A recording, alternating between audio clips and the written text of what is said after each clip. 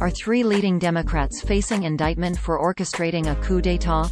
No, that's not true. The story was published by a liberal satire website that tries to mislead Trump supporters and Republicans into sharing made-up stories that are clearly marked as satire when you actually click them. Articles from the site are frequently copied by foreign-run fake news websites. The people liking and sharing these stories are enriching foreign website operators or a liberal from Maine via the ad revenue generated with the content, which is probably not what they expected or wanted. The story originated from an article published by Daily World Update on October 22, 2019 titled 3 Leading Democrats Facing Indictment for Orchestrating a Coup d'État, which opened, quote, "Inside sources at Justice say there are 3 prominent Democrats under investigation for orchestrating a coup d'état against the president. If you're not certain what the law considers a coup, here it is: coup d'état, v from the Latin, to overthrow. A coup d'état occurs when anyone from an opposing political party plans to oust the opposing party's leader through means other than those prescribed by the U.S. Constitution.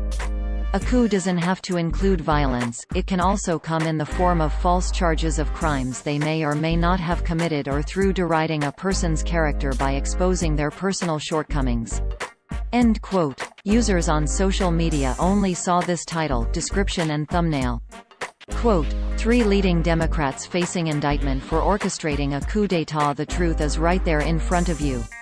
End quote. The story was published in a category named Satire, guaranteed to enrage the commentator, and there were several satire logos and disclaimers on the page. It even predicted this fact check with a fake Nancy Pelosi quote. Quote, "This sounds like another conspiracy theory. We've contacted our friends at the fact-checking sites and they assure us that any story about this topic will be quickly debunked as false." End quote. And if you clicked the words coup d'état, you would be taken to a Google translation of the phrase, "Prepare to read the dumbest shit imaginable."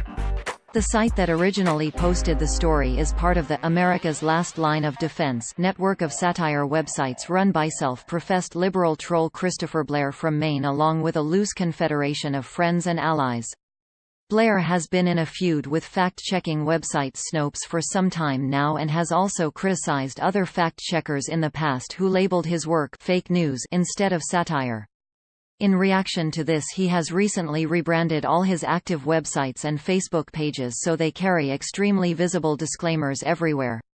Every site in the network has an About page that reads, in part, quote, "About satire. Before you complain and decide satire is synonymous with comedy, satire sati, renowned use of humor, irony, exaggeration, or ridicule to expose and criticize people's stupidity or vices, particularly in the context of contemporary politics and other topical issues.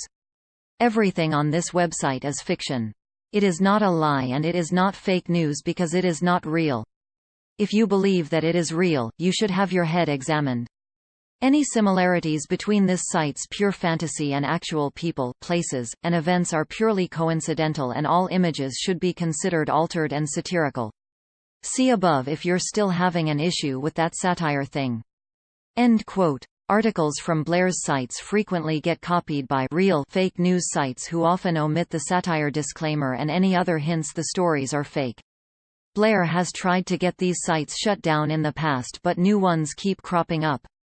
Here is a video of Blair explaining how his process works. If you are interested in learning more about Blair and the history of his sites, here is something to get you started.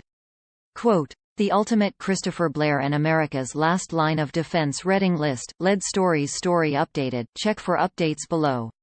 Yesterday, Eli Saslow at The Washington Post wrote a fantastic article about Christopher Blair, a man from Maine who has been trolling conservatives and Trump supporters online for years and occasionally even made a living out of it. End quote. If you see one of his stories on a site that does not contain a satire disclaimer, assume it is fake news. If you do see the satire disclaimer, it is of course also fake news.